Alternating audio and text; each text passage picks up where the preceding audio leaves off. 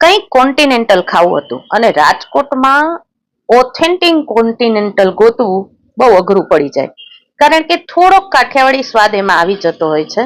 અને અમદાવાદ રહ્યા ને પછી થોડુંક ઓથેન્ટિક વસ્તુ ખાવાની મજા અલગ આવે છે. એટલે પછી અમે ગ્વાલિયામાં ગયા હતા, કે જે અમદાવાદથી જ અહીંયા આવ્યું છે, કાલાવડ રોડ ઉપર આવ્યું છે. અને આપણે મટુકીની સામે અને જલારામની બાજુમાં, જલારામ પરોઠા હાઉસની બાજુમાં આવેલું છે. એમ્બિયન્સ ખૂબ જ સરસ છે. બહાર પણ બેસવાની જગ્યા છે, અંદર એસીમાં બેસવાની જગ્યા છે. પાછળ બહુ જ સરસ રેસ્ટોરન્ટ છે કે જેમાં તમને પંજાબી, કોન્ટિનેન્ટલ, ચાઇનીઝ બધું જ મળી જશે.